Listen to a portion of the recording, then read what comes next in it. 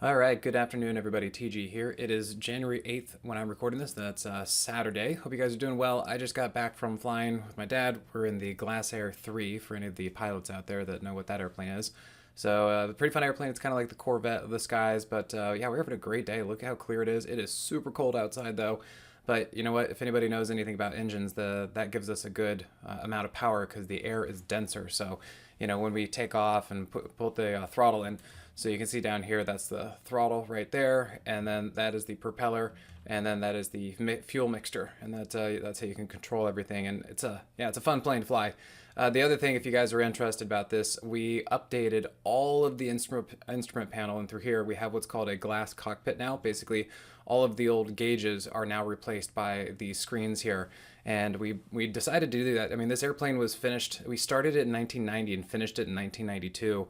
And we decided to upgrade everything since 2020 treated us so well with the stock market. And so ever since then, we've been having to kind of relearn how to deal with all the new technology and whatnot. So yeah, great day out there. I just got back and figured it would be a good time to kind of get the video out and do all that kind of stuff. So hope you guys are enjoying the day. This is what the watch list or the list today is going to look like. I'm going to cut this into two parts. So this first section is going to be out here on YouTube. It's going to be in the simpler central room. It's going to be on X and all the other things. So that's kind of like the free portion of it.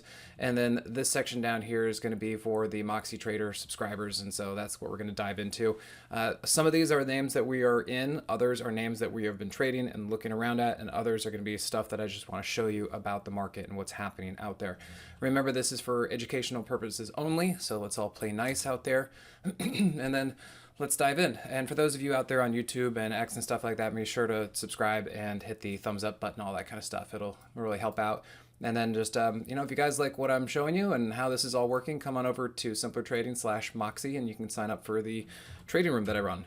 All right, so as we have been seeing, we had CPI, we had a good OPEX, all that kind of stuff. Then we have a 3-day weekend, which we are in right now. We have the inauguration on Monday, and we also have Martin Luther King on Monday. So yeah, we got a lot going on. Now, what should be obvious here, if anybody who has been watching me with this pullback over the last 7 weeks, basically, you should see that we have been going in and out of this channel in through here, and we've been discussing that. And look what we got here. We have Friday now closed outside of that channel. So for me, this means game on and green light. Now, fortunately, what we were able to do is we took a chance on this and we put on a trade right here on CPI. I think it was Tuesday going into Wednesday, if I remember correctly, and we absolutely nailed it because it just went straight up like that. Now, the market moves so much. I thought this was going to get done in 2 days. It got done in 1 day, so that was a really, really big move.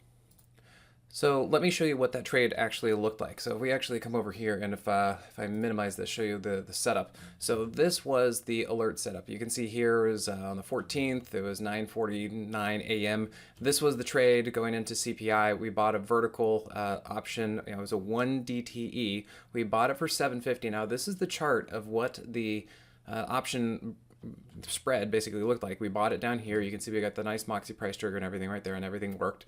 And then we jumped up in the morning, and you can see here, and this is where we finally sold it for $38 and change. That was a 412% gain on that one. So that was really, really nice as far as that goes. And then as far as the setup that we were seeing, this was the exit alert down here. So 412% on that one. And really this was the entry. That was right there at 9:50 a.m. in the morning. We entered that 1 DTE trade on that low, on the pullback. So even by the end of the day, even though the market pulled back at the end of the day, it ended higher.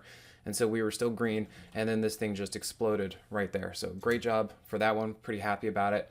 And then even going into Thursday, we put on another 1 DTE, but we did it as a put credit spread. We sold a put credit spread basically right there, and then the market jumped up again.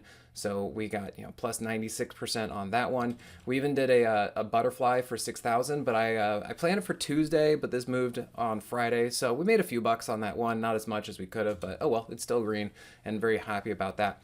Now, the next thing that I'm going to be looking at for here is, so for now, we've been watching price hold the 15-minute 50, and that's the kind of guidance that I've been telling the Moxie subscribers. That's why we took a trade here Thursday into Friday. And so as long as price is going to hold the 15-minute 50, this thing can go higher. But if it's going to start running into resistance and if it needs to pull back, eventually we're going to be seeing price run into the hourly 50. I don't think that's going to happen right away, but we do need to be prepared that, if the market wants to pull back, that's reasonable as long as it doesn't basically bust the hourly 50. And I don't think that's going to be down here. I think it'll happen over the course of time. And what that means is that hourly 50 will continue to move up. So the next time the price actually comes down to it, it will be higher. So again, that's a moving target because it's a moving average. And so we're just going to have to see where that goes. But I see this as breaking out. I think we are on our way higher, and I think things are looking pretty good. We're coming out of a squeeze. We've got the Moxie price trigger firing. Everything is looking pretty good. You can see we even bounced off of the weekly 21, which was another thing that we have been looking at on that. So that's looking pretty good. If you come over and look at the QQQ, you can see this. There was also a nice channel. And this is another thing I want to show you guys. The move from last week that kind of dropped right there, it hit the bottom of the channel and it just gapped away from the moving averages, which was another kind of like a flush out low situation. It's like, let's just drop it. Let's chase some people out. Let's liquidate everybody. Let's run some stops, and then let's reverse it straight up after that. But we were prepared for it. We jumped into it and made some really good money on that one. And then you can see here, even the NASDAQ is breaking out past that trend line, past the channel. So I think this is game on, and we're pretty excited about it. We also jumped into FNGU, which is the leveraged ETF of the FANG stocks. We loaded up on a bunch of things Tuesday going into Wednesday, going into the CPI, because I could see that I could read the market and see what was going on.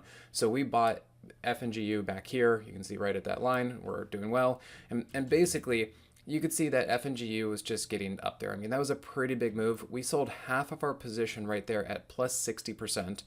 And then we let it come down and we added back to our position right there at the daily 50. And I think this is going to keep moving up. So yes, we need to prove it. And if it changes, then we'll get out. But I'm looking for price to generally stay above the hourly 50 going forward. So there can be some movement around here, but generally speaking, I think the low is in, and we should see things moving up from there. I'll show you guys also with breadth and the UVIX and Bitcoin why I think this helps confirm what I'm seeing out there. We can also take a look at IWM. This thing definitely, IWM, the small caps, RSP, those things, they really took a big hit through here. It was over a month-long pullback because this pullback for them started December 2nd. And I was really thinking I thought this was going to be the low. And then once we started moving up there, I was like, okay, this is looking pretty good. We were seeing a lot of metrics doing well, but I said we need to see follow through. And you can see right here in the 15-minute when price started to fail that moving average, and then it failed the hourly 50, and the Moxie indicator did not cross over zero. That for me was confirmation that this was still not quite ready to go up. So I wasn't thinking that this thing was going to keep running away. I knew it was going to come up here. I was looking for it to pull back, and then I wanted to see it hold. And it just didn't do that. So it just wasn't ready yet.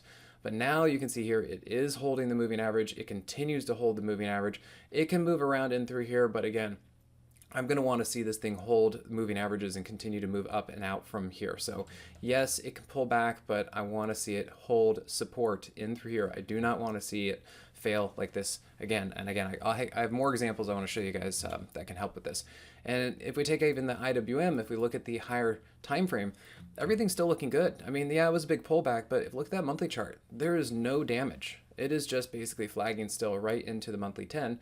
And that pullback that we had really just came back into the weekly 50. So for now, this is all looking just fine to me. And it just came back and really needed to test some deeper support for everything else. Now we can also look at this through some other lenses. FFTY, this is the IBD 50. And you can see also it got a little too extended after the election, ran into some moving averages, started pull away from support, and all it did is really just kind of come down here and pull back into support. You can even see that this the trend line that I drew, you can see here resistance, resistance, and now it's acting as support. That is absolutely fantastic, and as long as this continues to hold, I see more upside in a big, big way. So that's my story, and I'm going to be sticking with it until something changes, but I think this is looking really great. And look at this. You can see price was making lower lows, but notice how the Moxie indicator was making higher lows, and now we got the Moxie price trigger. Talk about timing. The Moxie indicator is a great tool for timing purposes. And you look at the FFTY and IBD and all that kind of stuff, or IWM and all that kind of stuff, and the timing for the Moxie indicator was just working out perfectly. So another situation, you can look here, also looking at ARKK. This is kind of just another indication of the small caps. Look at this. After how many years has this thing been down here and basically just, chugging along down here, at least getting itself off the lows, sure, but not really going anywhere. And now look at this, we've broken out. I don't see anything else other than being bullish.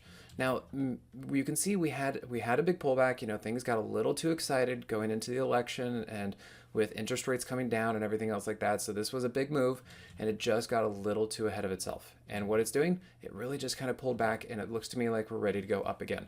But again, look at that monthly chart. We are breaking out after 2 years of flatlining. And you can see in through here, through the daily, it really just kind of pulled back into the daily 50. That makes sense. And look at this. You can see price down. There's your Moxie indicator up. There's your positive divergence. Now, this one has not fired yet. So let's see if we actually get a little bit of a pullback or a flag, and if we actually start to fire the Moxie indicator on the way out of that. So I think that's what it's going to do. And once again, you can see we're into a squeeze on the daily chart. So I'm very excited about this market, and I think this is all going to start working out quite nicely. The Dow, basically same thing. They're all looking very, very similar. In fact, I kept talking about this trend line, and look how well that held that trend line. And you can see, once again, price down, Moxie indicator up, positive divergence, and we've got a big, big move to the upside, big reversal. So, I'm not sure if this is going to keep running like that, but if it pulls back and holds support and then goes up, that would also be just fine. So a little backing and filling, a little testing of support, I think would be okay if that happens. We can also look at SMH. Let me kind of put this on a different view right through here. This thing has been pretty lackluster for quite some time. We even had a little bit of a false move up like that, but notice how the Moxie indicator was still not over 0. And then we had the CES show, and NVIDIA jumped up and SMH jumped up, but then gave it all back, so maybe kind of threw some cold water. But if you look, we're kind of right back there again. So when this happened, I was telling the Moxie subscribers, I said, I bet you anything that is the signal that this thing is ready to go up. I said, we don't want to buy it up here because that's a gap up. We don't want to go chase it. And of course, glad we didn't chase it, because you can see it came all the way back down.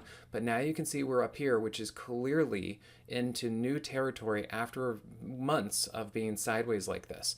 So again, I think this is the signal that SMH is finally ready to go higher. The Moxie indicator's almost firing. I would expect that pretty soon, if not this coming week, and so I think that'll be great. And now let me show you, if we look at XLP, this is an example of what we don't want to see. If the market bounces like we're seeing, but then fails, this is what it's going to look like. So notice how XLP came into the weekly 21, bounced, and then rolled over. If the S&P does that, yeah, we got to get out. It's a problem. Something isn't working right, and the market's not happy. And you can see here how it is also failing the monthly 10. So if the IWM fails the monthly 10, if the S&P fails the monthly 10, yeah, that's going to be a problem. And if we look here on the daily and the hourly, we could be, just showing you, this could be that bounce that we are experiencing right now in the S&P. And if at some point we want to start coming back down to test support and it just fails, you got to get out. The market's not doing well, and this was the wrong setup, and it was a bounce and a downtrend. And you can see here, we even started to see that here on the hourly chart. Notice how price could not hold the hourly 50. Notice how the Moxie indicator just went red, red, red every single day for basically the entire month of December, it looks like.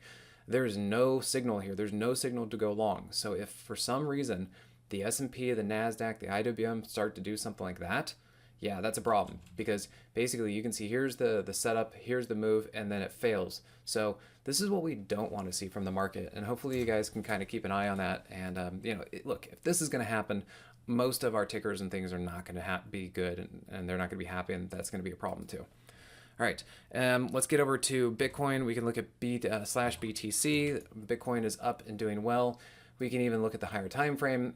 Same thing, a lot of these things got overbought. You can see here, got overbought, and really it just kind of pulled back a little. It found some support and looks to me like it wants to go higher. So again, I don't see anything wrong with this. And if Bitcoin is running, then I think the rest of the market is going to keep running. But look at that, a perfect pullback into the daily 50. I mean, that is absolutely textbook. We can even see it, BitX is just another way. This is an ETF, leveraged ETF. You can see here, just to show you that it pulled back into the weekly 21, and now it's up again. And if we look in through here, You can see a couple things. Nice little undercut of the daily 50. I know sometimes people look at that as like a break of the 50 as a problem, but I don't. This is actually a trampoline move. Price below the 50, Moxie indicator above zero. It's actually good. It's a good thing. And if you look here, here's price down, here's the Moxie indicator up, and there's our price ticker. So if Bitcoin's running, I think the rest of the market is going to continue to run too. All right, so then let's go take a look at breadth. This is a very interesting thing that I love to look at. So let me show you what this looks like and entails. So let's do this and reboot. There we go. And look at that. Look at that. Look at the 20-day just rocketing up here. Look at the 50-day. Look at the 200-day. Okay, that is showing me that we have a lot of support out there and a lot of follow through. And this is where we started to load up on positions. And this is where I started to look at this and say, I think that this is an extreme low, and I think that the 50-day is also done going down, and I think we should start moving back up. It took an extra week, but basically you could see we started making a higher low on even the 20-day breadth, and then we started to move up again. And that was the thing that really allowed me and helped educate me for going in on that call spread on the S&P for CPI and just going shopping like crazy for a lot of positions going into that. So it was just doing so well. Now, the other thing I'll just kind of show you here is this is the put call ratio. This has been very, very difficult to really work with. It has been kind of unreliable because you can see here, yes, that was extremely low. Yes, it kind of formed a top, but not like a ridiculous top. So I really don't know what to say about this thing other than we've at least bought ourselves a little bit of a cushion. But other than that, it's been really kind of unreliable. So I haven't been using it too much lately. And then if we go look at the VIX, we know that thing is down, which is good. We wanted it to break. And if we look at the UVIX, this is the other thing that is really good. And this was the other thing that was telling me that I think that the market was going to go up. Yes, it was going up here, which is bad for the market. We do not want this thing to be moving up because that puts the market under pressure. But what you can see here is going into the CPI report, you can see how price got underneath the 15-minute 50. Perfect. As long as that continues to trend down, the market will go up. And that was another clue that the market was ready to move up. And that is how we capitalized on it with that 412% gain on that thing. So, all right, well, that brings me to the end of the kind of the free section, the market update section up here. So if you guys are enjoying this, remember, come on over to the Moxie room. And those of you in the Moxie, the session, just give me a second. I'll hop over here and make the rest of the video for you.